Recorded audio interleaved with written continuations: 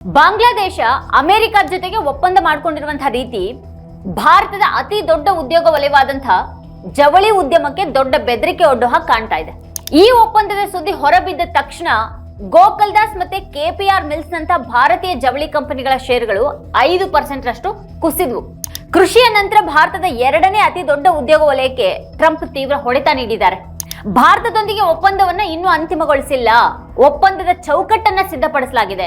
ಆದ್ರೂ ಕೂಡ ಅಮೆರಿಕ ಬಾಂಗ್ಲಾದೇಶದೊಂದಿಗೆ ಮಾಡಿಕೊಂಡಿರುವಂತಹ ಒಪ್ಪಂದದ ನಂತರ ಭಾರತ ತನ್ನ ಜವಳಿ ವಲಯವನ್ನ ರಕ್ಷಿಸೋದಿಕ್ಕೆ ಮರು ಮಾತುಕತೆಯನ್ನ ನಡೆಸುತ್ತಾ? ಅಮೆರಿಕ ಮಾರುಕಟ್ಟೆಯಲ್ಲಿ ಬಾಂಗ್ಲಾದೇಶದ ಸಿದ್ಧಪಡಿಸಿದ ಉಡುಪುಗಳು ಬಂಪರ್ ಹೊಡೆದಿರುವಾಗ ಭಾರತ ಅಮೆರಿಕ ಮಾರುಕಟ್ಟೆಯನ್ನ ಮಾತ್ರ ಅಲ್ಲ, ಬಾಂಗ್ಲಾದೇಶದ ಹತ್ತಿ ಮತ್ತೆ ನೂಲು ಮಾರುಕಟ್ಟೆಯನ್ನ ಕೂಡ ಕಳೆದುಕೊಳ್ಳುತ್ತೆ. ಬಾಂಗ್ಲಾದೇಶದೊಂದಿಗೆ ಒಪ್ಪಂದಕ್ಕೆ ಸಹಿ ಹಾಕೋ ಮೂಲಕ ಟ್ರಂಪ್ ಭಾರತದ ಜವಳಿ ವಲಯವನ್ನ ವಿಶ್ವದ 2 ದೊಡ್ಡ ಮಾರುಕಟ್ಟೆಗಳಲ್ಲಿ ಮೂಲೆ ಗುಂಪು ಮಾಡಿದ್ದಾರೆ. ಅಂದ್ರೆ ನಾವಿದನ್ನ ಸ್ಪಷ್ಟವಾಗಿ ಹೇಳಬೇಕು ಅಂತ ಅಂದ್ರೆ ಅವರದನ್ನ ಕಸಿದುಕೊಂಡಿದ್ದಾರೆ. ಭಾರತದ ಜವಳಿ ಸಚಿವ ಗಿರಿರಾಜ್ ಸಿಂಗ್ ತಮ್ಮ ವಿರೋಧಿಗಳನ್ನ ಪಾಕಿಸ್ತಾನಕ್ಕೆ ಕಳಿಸೋದ್ರ ಬಗ್ಗೆ ನೀಡಿದಂತ ಹೇಳಿಕೆಗಳಿಗೆ ಹೆಸರುವಾಸಿಯಾಗಿದ್ದಾರೆ. ಅವರೀಗ ಭಾರತದ ಜವಳಿ ಕ್ಷೇತ್ರದ ಹಿತಾಸಕ್ತಿಗಾಗಿ ಅವರು ಅಮೆರಿಕ ಬಾಂಗ್ಲಾದೇಶ ಒಪ್ಪಂದವನ್ನ ಪ್ರಶ್ನೆ ಮಾಡ್ತಾರ? ಶ್ವೇತಭವನ ಬಿಡುಗಡೆ ಮಾಡಿದಂತಹ ಫ್ಯಾಕ್ಟ್ ಶೀಟ್ ಈಗ ಹೊಸ ಎಚ್ಚರಿಕೆಯ ಗಂಟೆ ಆಗಿದೆ. ಅಮೆರಿಕ ಬಾಂಗ್ಲಾದೇಶವನ್ನ ಎಲ್ಲೋ ಮಣಿಸಿರಬಹುದು, ಆದ್ರೆ ಭಾರತೀಯ ರೈತರು ಕೂಡ ಈಗ ತೊಂದರೆಯನ್ನ ಅನುಭವಿಸ್ತಾರೆ. ಅಮೆರಿಕ ಬಾಂಗ್ಲಾದೇಶ ಒಪ್ಪಂದದ ಪ್ರಕಾರ ಅಮೆರಿಕದಿಂದ ಆಮದು ಮಾಡಿಕೊಳ್ಳುವಂತಹ ಹತ್ತಿ ಮತ್ತೆ ಸಿಂಥೆಟಿಕ್ ಫೈಬರ್ಗಳಿಂದ ತಯಾರು ಮಾಡಿದಂತಹ ಸಿದ್ಧ ಉತ್ಪನ್ನಗಳ ಮೇಲೆ ಪರಸ್ಪರ ಶೂನ್ಯ ಸುಂಕ ಇರುತ್ತೆ. ಕೆಲ ತಿಂಗಳ ಹಿಂದೆ ಬಾಂಗ್ಲಾದೇಶದ ರೈತರಿಗೆ ನಷ್ಟ ಆಗತ್ತೆ ಅಂತ ಹೇಳ್ಬಿಟ್ಟು ಭಾರತದಿಂದ ಆಮದು ಮಾಡಿಕೊಳ್ಳುವಂತಹ ಹತ್ತಿಯ ಮೇಲೆ ಸುಂಕ ವಿಧಿಸಬೇಕು ಅಂತ ಒತ್ತಾಯಿಸಿ ಬಾಂಗ್ಲಾದೇಶದಲ್ಲಿ ಚಳವಳಿ ಭುಗಿಲೆದ್ದಿತು. ಬಾಂಗ್ಲಾದೇಶ ತನ್ನ ಹತ್ತಿಯ 80% ರಷ್ಟನ್ನ ಭಾರತದಿಂದ ಆಮದು ಮಾಡ್ಕೊಳ್ತಾ ಇದೆ. 2025ರ ಏಪ್ರಿಲ್ನಲ್ಲಿ ಬಾಂಗ್ಲಾದೇಶ ಹತ್ತಿಯ ಭೂ ಆಮದನ್ನ ನಿಷೇಧ ಮಾಡಿತು. ಭಾರತದ ಹತ್ತಿ ನೂಲಿನ 45% ಅನ್ನ ಬಾಂಗ್ಲಾದೇಶಕ್ಕೆ ರಫ್ತು ಮಾಡಲಾಯಿತು. ಭೂ ಆಮದಿನ ಮೇಲಿನ ನಿಷೇಧದಿಂದಾಗಿ ಭಾರತೀಯ ರಫ್ತುದಾರರು ಸಮುದ್ರದ ಮೂಲಕ ಹೆಚ್ಚಿನ ಬೆಲೆಗೆ ರಫ್ತು ಮಾಡಬೇಕಾಯಿತು. ಬಾಂಗ್ಲಾದೇಶದ ಜವಳಿ ಉದ್ಯಮ ಸ್ಥಳೀಯ ಉದ್ಯಮವನ್ನ ರಕ್ಷಿಸೋದಿಕ್ಕೆ ಭಾರತದಿಂದ ಆಮದು ಮಾಡಿಕೊಳ್ಳುವಂತ ಹತ್ತಿ ನೂಲು, ಮಿಶ್ರ ನೂಲು ಮತ್ತೆ ಬೂದು ಮಿಶ್ರಗಳ ಮೇಲೆ 20% ಸುಂಕ ವಿಧಿಸೋದಕ್ಕೆ ಒತ್ತಾಯ ಮಾಡ್ತಾ ಇತ್ತು. ಇದೆಲ್ಲದರ ಹಿಂದೆ ಅಮೆರಿಕದ ಆಟ ಇರಬಹುದಾ ಅನ್ನುವಂಥ ಒಂದು ಪ್ರಶ್ನೆಯನ್ನ ಈಗ ವಿಶ್ಲೇಷಕರು ಎತ್ತುತ್ತಾ ಇದ್ದಾರೆ. ಅಂದ್ರೆ ಒಂದ್ ರೀತಿಯಲ್ಲಿ ಭಾರತದಿಂದ ಹತ್ತಿ ಮತ್ತೆ ಸಿದ್ಧಪಡಿಸಿದ ನೂಲಿನಂತಹ ಕಚ್ಚಾ ವಸ್ತುಗಳನ್ನ ಖರೀದಿ ಮಾಡಬಾರ್ದು ಅಂತ ಅಮೆರಿಕ ಹೇಳ್ತಾ ಇದೆ. ಭಾರತದ ಹತ್ತಿ ರೈತರು ಮತ್ತೆ ನೂಲು ಕಂಪನಿಗಳು ನೆರೆಯ ಪ್ರಮುಖ ಮಾರುಕಟ್ಟೆಯನ್ನ ಕಳೆದುಕೊಳ್ಳೋ ಹಾಗಾಗಿದೆ. ಈಗ ನಮ್ಮ ಹತ್ತಿ ಮತ್ತೆ ನೂಲು ಉದ್ಯಮ ದೊಡ್ಡ ನಷ್ಟವನ್ನ ಅನುಭವಿಸುತ್ತೆ. ये खबर हमारे लिए 2 स्तर पर बहुत बुरी है. पहली, इससे सबसे ज्यादा नुकसान हमारे कॉटन, हमारी यार्न इंडस्ट्री का होगा. जो लोग कॉटन उगाते हैं, इसलिए होगा क्योंकि बांग्लादेश हमसे बहुत सारा सूत, बहुत सारा कॉटन खरीदता है. अब वो ये कॉटन अमेरिका से खरीदेगा क्योंकि ऐसा करने पे उसका फायदा होगा. दूसरा नुकसान हमारे एक्सपोर्टर्स का होगा. हम पर तो 18% टैरिफ लगेगा, लेकिन बांग्लादेश वहां से खरीद कर जब बनाएगा तो उस पर 0% टैरिफ लगेगा. तो 18% जिस पर टैरिफ लगेगा और जिस पे 0% टैरिफ लगेगा, पौ 12 तो 0% वाले की रहेगी. अब नरेंद्र मोदी चिकनी चुपड़ी बातें कर ले और पीयूष गोयल जो है 50 और इंटरव्यू दे दें, इससे ये सत्य नहीं बदलेगा कि सूरत हो, पानीपत हो, तिरुपुर हो, कोयम्बटूर हो, नोएडा के कई इलाके हों, दिल्ली के कई इलाके हों, जहां पर ये बड़ा काम होता है टेक्सटाइल्स का, गारमेंट्स का, यहां त्राहिमाम मचा हुआ है. लेकिन क्या सरकार को कोई फर्क पड़ रहा है? ಈಗ ಬಾಂಗ್ಲಾದೇಶ ಈ ಹತ್ತಿಯನ್ನ ಅಮೆರಿಕದಿಂದ ಖರೀದಿ ಮಾಡುತ್ತೆ. ಯಾಕಂತಂದ್ರೆ ಅದರಿಂದ ಬಾಂಗ್ಲಾದೇಶಕ್ಕೆ ಲಾಭ ಇದೆ. ನಮ್ಮ ರಫ್ತುದಾರರು ಇಲ್ಲಿ ತೊಂದರೆಯನ್ನ ಅನುಭವಿಸ್ತಾರೆ. ನಮ್ಮ ಮೇಲೆ 18% ಸುಂಕ ಇದೆ. ಆದ್ರೆ ಬಾಂಗ್ಲಾದೇಶ ಅಲ್ಲಿಂದ ಖರೀದಿ ಮಾಡಿ ಉತ್ಪಾದಿಸಿದಾಗ ಅದು ಶೂನ್ಯ ಸುಂಕದ ಲಾಭ ಪಡೆಯುತ್ತೆ.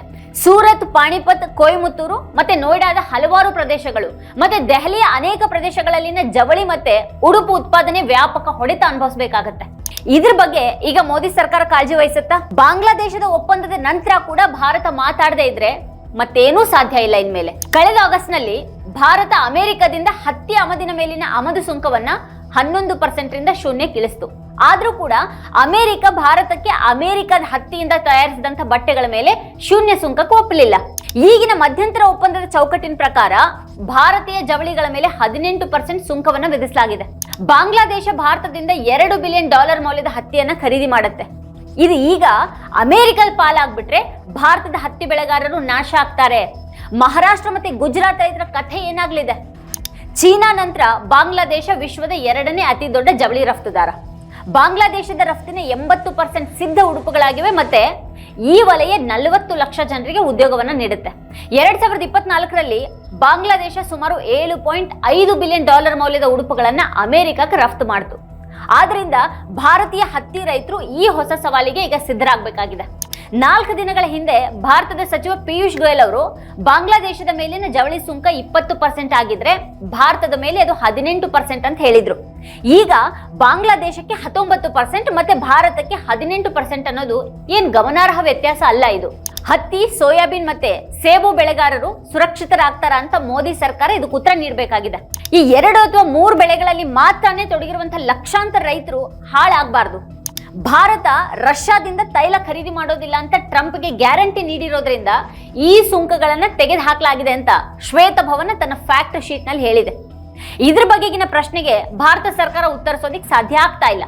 ರಷ್ಯಾದಿಂದ ತೈಲ ಖರೀದಿಯನ್ನ ನಿಲ್ಲಿಸೋದಿಕ್ಕೆ ಟ್ರಂಪ್ಗೆ ಗ್ಯಾರಂಟಿ ನೀಡಲಾಗಿದೆಯಾ, ಭಾರತ ರಷ್ಯಾಕ್ಕೆ ಇದನ್ನ ತಿಳಿಸಿದ್ಯಾ ಅಥವಾ ಇಲ್ವಾ ಅನ್ನೋಂಥ ಪ್ರಶ್ನೆಗೆ ನಮಗೆ ಉತ್ತರ ಸಿಗ್ತಾ ಇಲ್ಲ. ರಷ್ಯಾದ ತೈಲ ಖರೀದಿಗೆ ಸಂಬಂಧಪಟ್ಟ ಹಾಗೆ ಭಾರತದ ನಿಲುವೇನು ಅನ್ನೋದನ್ನ ಸರ್ಕಾರ ಯಾವಾಗ ಸ್ಪಷ್ಟಪಡಿಸುತ್ತೆ?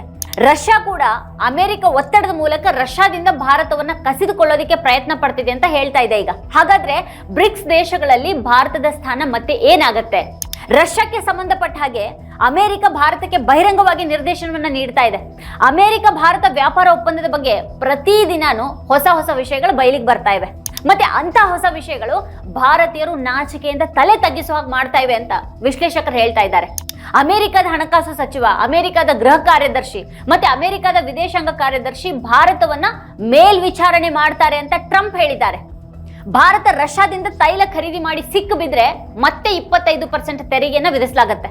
ಹಾಗಾದ್ರೆ ಇದು ವ್ಯಾಪಾರ ಒಪ್ಪಂದನ ಅಥವಾ ಬೆದರಿಕೆ ಒಪ್ಪಂದನ ಅಥವಾ ಬೆದರಿಸುವ ಮೂಲಕ ಮಾಡಿದಂತ ವ್ಯಾಪಾರ ಒಪ್ಪಂದನ? ರಷ್ಯಾದಿಂದ ಅಗ್ಗದ ತೈಲ ಖರೀದಿ ಮಾಡೋದು ಅಪರಾಧನ? ರಷ್ಯಾದಿಂದ ಅಗ್ಗದ ತೈಲವನ್ನ ಖರೀದಿ ಮಾಡಿ ಭಾರತದ ಹಣ ಉಳಿಸೋದು ಅಪರಾಧನ? ಇದು ಕಳೆದ 40 ತಿಂಗಳಲ್ಲಿ ರಷ್ಯಾದಿಂದ ತೈಲ ಖರೀದಿ ಮಾಡಿರೋದ್ರಿಂದ ಭಾರತ ಸರ್ಕಾರಕ್ಕೆ 1,53,000 ಕೋಟಿ ಉಳಿತಾಯ ಆಗಿದೆ. ಟ್ರಂಪ್ ಮತ್ತೆ ಅವರ ವಿದೇಶಾಂಗ ಕಾರ್ಯದರ್ಶಿ ಮತ್ತೆ ವಾಣಿಜ್ಯ ಕಾರ್ಯದರ್ಶಿ ಅಮೆರಿಕದ ಹಿತಾಸಕ್ತಿಗಾಗಿ ಎಷ್ಟು ಕೆಲಸ ಮಾಡಿದ್ದಾರೆ ಅಂತ ಅಂದ್ರೆ ಭಾರತ ಮತ್ತೆ ಬಾಂಗ್ಲಾವನ್ನ ಮಣಿಸ್ದಾಗಿದೆ. ಭಾರತ ರಷ್ಯಾದಿಂದ ತೈಲ ಖರೀದಿ ಮಾಡಿಲ್ಲ ಅಂತ ಭರವಸೆಯನ್ನ ನೀಡಿರೋದಾಗಿ ಅಮೆರಿಕ ಮತ್ತೆ ಮತ್ತೆ ಹೇಳ್ತಾನೆ ಇದೆ. अमेरिका और भारत के ट्रेड डील पर रोज नए खुलासे हो रहे हैं और ऐसे खुलासे जिससे भारतीयों का सिर शर्म से झुक जा रहा है. मुझे मालूम नहीं कि भारतीय जनता पार्टी के समर्थक और आरएसएस के लोग इस बात को कैसे सोचते होंगे, जो अपने आप को देशभक्त कहते हैं, राष्ट्रभक्त कहते हैं. लेकिन आज अमेरिका ने भारत को युगांडा, घाना, वेनेजुएला जैसे देश की कैटेगरी में खड़ा कर दिया है. अमेरिका के राष्ट्रपति लिख रहे हैं ट्रेड डील के अंदर अपना, उनका एक एग्जीक्यूटिव ऑर्डर है जिसमें वो कह रहे हैं कि अमेरिका का वित्त मंत्री, अमेरिका का गृह मंत्री, अमेरिका का विदेश मंत्री भारत के ऊपर निगरानी रखेगा. तो अमेरिका का गृह मंत्री, विदेश मंत्री, वाणिज्य मंत्री भारत के ऊपर निगरानी रखेगा, विदेश मंत्री, और अगर हम रूस से तेल खरीदते हुए पकड़े गए तो हमारे ऊपर फिर से टैक्स 25% हो जाएगा. तो ये कौन सी ट्रेड डील है भैया? ये धमकी डील है या ट्रेड डील है? ये तो आपको धमका के ट्रेड डील की गई है. आपसे जो भी उन्होंने कहा आपने मान लिया. क्या रूस से सस्ता तेल खरीदना अपराध है? क्या रूस से सस्ता तेल खरीदकर भारत के पैसे की बचत करना अपराध है? जो आंकड़े आए हैं वो मैं आपको बोलूंगा तो जीरो लगाते लगाते आप थक जाएंगे. रूस से तेल खरीदने में पिछले 40 महीनों के अंदर भारत सरकार को, भारत को 1,53,000 करोड़ रुपए की बचत हुई है. ಫ್ಯಾಕ್ಟ್ ಶೀಟ್ ನಲ್ಲಿ ಬಳಸಲಾದಂತಹ ಭಾಷೆ ಅಮೆರಿಕ ಭಾರತದೊಂದಿಗೆ ವ್ಯವಹರಿಸುವಂತಹ ವಿಧಾನವನ್ನ ಕೂಡ ಬಹಿರಂಗಪಡಿಸುತ್ತೆ. ಟ್ರಂಪ್ ಆದೇಶ, ಜಂಟಿ ಘೋಷಣೆ ಮತ್ತೆ ಫ್ಯಾಕ್ಟ್ ಶೀಟ್ ಭಾರತದ ರಾಜತಾಂತ್ರಿಕತೆ, ವಿದೇಶಾಂಗ ನೀತಿ ಮತ್ತೆ ವ್ಯಾಪಾರ ನೀತಿಯ ನಾಚಿಕೆಗೇಡಿನ ದಾಖಲೆಗಳಾಗಿವೆ ಅಂತ ರವೀಶ್ ಕುಮಾರ್ ಅವರು ವಿಶ್ಲೇಷಿಸಿದ್ದಾರೆ. ಈ ಒಪ್ಪಂದ ಅಮೆರಿಕವನ್ನ ಅನ್ಯಾಯದ ವ್ಯಾಪಾರ ನಿಯಮಗಳಿಂದ ಮುಕ್ತಗೊಳಿಸಲಿದೆ ಅಂತ ಅಮೆರಿಕ ಹೇಳ್ಕೊಂಡಿದೆ. ಅಮೆರಿಕ ಭಾರತದೊಂದಿಗೆ ವ್ಯಾಪಾರ ಕೊರತೆಯನ್ನು ಹೊಂದಿದೆ ಮತ್ತೆ ಭಾರತ ಈಗ ಈ ವ್ಯಾಪಾರ ಕೊರತೆಯನ್ನು ಕಡಿಮೆ ಮಾಡೋದಕ್ಕೆ ಒಪ್ಕೊಂಡಿದೆ ಅಂತ ಫ್ಯಾಕ್ಟ್ ಶೀಟ್ ಹೇಳುತ್ತೆ. ಆದ್ರಿಂದ ಅಮೆರಿಕ ಸುಂಕವನ್ನ 25% ಇಂದ 18% ಇಳಿಸುತ್ತೆ. ಆದ್ರಿಂದ ಅಮೆರಿಕಕ್ಕೆ ಲಾಭ ಆಗುತ್ತೆ. ಈ ಹಿಂದೆ ಅಮೆರಿಕ ಭಾರತದ ಮೇಲೆ 3% ವರೆಗಿನ ಸುಂಕವನ್ನ ವಿಧಿಸ್ತಾ ಇತ್ತು. ಆದ್ರೆ ಈಗ ಅದು 18% ಸುಂಕ ವಿಧಿಸಿದ್ರೆ ಹೇಗಿದು ಭಾರತದ ಗೆಲುವಾಗತ್ತೆ? ಅಮೆರಿಕದೊಂದಿಗಿನ ಒಪ್ಪಂದದಲ್ಲಿ ಭಾರತ ದುರ್ಬಲವಾಗಿ ಕಾಣುತ್ತೆ. ಆದ್ರೆ ಇದನ್ನ ಮಡಿಲ ಮೀಡಿಯಾಗಳು ಮರೆಮಾಚ್ತವೆ. ಟ್ರಂಪ್ ತಮ್ಮ ಆರ್ಥಿಕ ಮತ್ತೆ ರಾಷ್ಟ್ರೀಯ ಭದ್ರತೆಯನ್ನ ರಕ್ಷಿಸಿಕೊಳ್ಳೋದಿಕ್ಕೆ ಅಮೆರಿಕದ ರಫ್ತುದಾರರಿಗೆ ಜಾಗತಿಕ ಮಾರುಕಟ್ಟೆಗಳ ಮೇಲಿನ ಸುಂಕವನ್ನ ಕಡಿಮೆ ಮಾಡ್ತಾ ಇದ್ದಾರೆ ಅನ್ನೋದು ಸ್ಪಷ್ಟವಾಗಿದೆ. ಭಾರತ ಅಮೆರಿಕದ ಮೇಲೆ ವಿಧಿಸಿರೋದಕ್ಕಿಂತ ಹೆಚ್ಚಿನ ಸುಂಕಗಳನ್ನ ಯಾವುದೇ ಪ್ರಮುಖ ಆರ್ಥಿಕತೆ ಅಮೆರಿಕದ ಮೇಲೆ ವಿಧಿಸಿಲ್ಲ ಅಂತ ಅದು ಹೇಳುತ್ತೆ. US ರಫ್ತುದಾರರು ತಮ್ಮ ಸರಕುಗಳನ್ನ ಅಲ್ಲಿಗೆ ಸಾಗಿಸೋದಿಕ್ಕೆ ಸಾಧ್ಯವಾಗದಷ್ಟು ಹೆಚ್ಚಿನ ಸುಂಕಗಳನ್ನ ವಿಧಿಸಿದಂತ ಇತಿಹಾಸ ಭಾರತಕ್ಕಿದೆ. US ತನ್ನ ಬಹಿರಂಗ ದಾಖಲೆಗಳಲ್ಲಿ ಭಾರತವನ್ನ ಸ್ನೇಹಿತ ಅನ್ನೋದಕ್ಕಿಂತ ಭಿನ್ನವಾಗಿ ಅಂದ್ರೆ ವ್ಯಾವಹಾರಿಕವಾಗಿ ನೋಡ್ತಾ ಇದೆ. ಈ ಅವಮಾನದ ಬಗ್ಗೆ ಭಾರತ ಸರ್ಕಾರ ಅದರ ಮಂತ್ರಿಗಳು ಯಾಕೆ ಪ್ರತಿಕ್ರಿಯೆಯನ್ನ ನೀಡ್ತಾ ಇಲ್ಲ? ಕನಿಷ್ಠ ಪಕ್ಷ ನಾವು ಅಮೆರಿಕದ ಉತ್ಪನ್ನಗಳ ಮೇಲೆ ಯಾಕೆ ಸುಂಕ ವಿಧಿಸಿದ್ದೀವಿ ಅಂತ ಭಾರತದ ಜನರಿಗೆ ಹೇಳ್ಬೇಕಾಗಿತ್ತು. ಅಮೆರಿಕದಲ್ಲಿ ಟ್ರಂಪ್ ತಮ್ಮ ಮತದಾರರಿಗೆ ಎಲ್ಲವನ್ನು ಹೇಳ್ತಾ ಇದ್ದಾರೆ. ಆದ್ರೆ ಭಾರತದಲ್ಲಿ ಮಾತ್ರ ಯಾರು ಏನನ್ನು ಕೂಡ ಬಹಿರಂಗಪಡಿಸ್ತಾ ಇಲ್ಲ. ಅಮೆರಿಕದ ಎಲ್ಲಾ ಕೈಗಾರಿಕಾ ಉತ್ಪನ್ನಗಳು ಮತ್ತೆ ವ್ಯಾಪಕ ಶ್ರೇಣಿಯ ಆಹಾರ ಮತ್ತೆ ಕೃಷಿ ಉತ್ಪನ್ನಗಳ ಮೇಲಿನ ಸುಂಕವನ್ನ ತೆಗೆದುಹಾಕೋದಕ್ಕೆ ಭಾರತ ಒಪ್ಕೊಂಡಿದೆ ಅಂತ ಶ್ವೇತಭವನದ ಫ್ಯಾಕ್ಟ್ ಶೀಟ್ ಹೇಳುತ್ತೆ ಅಂತ ಕಾಂಗ್ರೆಸ್ ಮಾಧ್ಯಮ ಮುಖ್ಯಸ್ಥ ಪವನ್ ಖೇರಾ ಅವರು ಹೇಳಿದ್ದಾರೆ. ಮೊದಲ ಬಾರಿಗೆ ಅದರಲ್ಲಿ ಕೆಲ ದ್ವಿದಳ ಧಾನ್ಯಗಳನ್ನ ಸಹ ಉಲ್ಲೇಖ ಮಾಡಲಾಗಿದೆ ಅಂತ ಹೇಳಲಾಗಿದೆ. ಪವನ್ ಖೇರಾ ಹೇಳೋ ಪ್ರಕಾರ ಫೆಬ್ರವರಿ 6ರಂದು ಹೊರಡಿಸಲಾದಂತಹ ಜಂಟಿ ಘೋಷಣೆಯಲ್ಲಿ ದ್ವಿದಳ ಧಾನ್ಯಗಳನ್ನ ಉಲ್ಲೇಖ ಮಾಡಲಾಗಿಲ್ಲ. ಆದ್ರೆ ಅದಾದ 3 ದಿನಗಳಲ್ಲಿ ಬೇಳೆಕಾಳುಗಳನ್ನ ಅಮೆರಿಕದ ದಾಖಲೆಯಲ್ಲಿ ಸೇರಿಸಲಾಗಿದೆ. ಆದ್ರಿಂದ ಪಿಯೂಷ್ ಗೋಯಲ್ ಅವರು ಪತ್ರಿಕಾಗೋಷ್ಠಿಯಲ್ಲಿ ಹೇಳಿದ್ದು ಅಂತಿಮ ಅಥವಾ ಸಮಗ್ರ ಪಟ್ಟಿ ಅಲ್ಲ, ಅದು ಪಟ್ಟಿ ಈ ರೀತಿ ಬದಲಾಗ್ತಾನೆ ಇರುತ್ತೆ ಅನ್ನೋ ಹಾಗೆ ಕಾಣ್ತಾ ಇದೆ. ಈಗ ಅನೇಕ ವಸ್ತುಗಳನ್ನ ತೆಗೆದುಹಾಕುವ ಮತ್ತೆ ಹಲವನ್ನ ಸೇರಿಸುವಂತ ಸಾಧ್ಯತೆ ಇದೆ. ಮೋದಿ ಸರ್ಕಾರ ಮೇಕ್ ಅಮೆರಿಕಾ ಗ್ರೇಟ್ ಅಗೇನ್ ಅಜೆಂಡಾಕ್ಕೆ ಕೆಲಸ ಮಾಡ್ತಾ ಇರೋ ಕಾಣಿಸ್ತಾ ಇದೆ. ಹತ್ತಿ, ಸೋಯಾಬೀನ್ ಮತ್ತೆ ಸೇಬುಗಳ ನಂತರ ಈಗ ಬೇಳೆಕಾಳು ರೈತರು ಕೂಡ ಬಿಕ್ಕಟ್ಟನ್ನ ಎದುರಿಸ್ತಾರ ಅನ್ನೋಂಥ ಪ್ರಶ್ನೆ ಈಗ ಎದ್ದಿದೆ. ಭಾರತ ಕೆಲವು ಬೇಳೆಕಾಳುಗಳ ಮೇಲಿನ ಸುಂಕವನ್ನ ಕಡಿಮೆ ಮಾಡುತ್ತೆ ಅಥವಾ ಅದನ್ನ ತೆಗೆದುಹಾಕತ್ತೆ ಅಂತ ಫ್ಯಾಕ್ಟ್ ಶೀಟ್ ಇಲ್ಲಿ ಸ್ಪಷ್ಟವಾಗಿ ಹೇಳ್ತಾ ಇದೆ. ಭಾರತದ ಕೃಷಿ ಸಚಿವರು, ವಾಣಿಜ್ಯ ಸಚಿವರು ಅಥವಾ ಪ್ರಧಾನಿ ದ್ವಿದಳ ಧಾನ್ಯಗಳ ಕುರಿತು ಚರ್ಚೆಗಳು ನಡೀತಾ ಇವೆ ಅಂತ ಉಲ್ಲೇಖ ಮಾಡಿದಾರ? ಫ್ಯಾಕ್ಟ್ ಶೀಟ್ ನಲ್ಲಿ ಭಾರತ ಹೆಚ್ಚುವರಿ ಉತ್ಪನ್ನಗಳ ಮೇಲಿನ ಸುಂಕ ಕಡಿಮೆ ಮಾಡುತ್ತೆ ಅಥವಾ ಅದನ್ನು ತೆಗೆದುಹಾಕತ್ತೆ ಅಂತ ಹೇಳಲಾಗಿದೆ. ಈ ಹೆಚ್ಚುವರಿ ಉತ್ಪನ್ನಗಳು ಏನಾಗಿರಬಹುದು? ಕಡೆಗೆ ಈ ಹೆಚ್ಚುವರಿ ಉತ್ಪನ್ನಗಳ ಬದಲಿಗೆ ಡೈರಿ ಮತ್ತೆ ಕೋಳಿ ಮಾಂಸವನ್ನು ಕೂಡ ಉಲ್ಲೇಖ ಮಾಡಬಹುದಾ? ಆಗ್ಲೂ ಕೂಡ ಭಾರತ ಮೌನವಾಗಿರುತ್ತಾ? ಭಾರತದ ರೈತರಿಗೆ ದ್ರೋಹ ಬಗೆಯಲಾಗಿದೆ.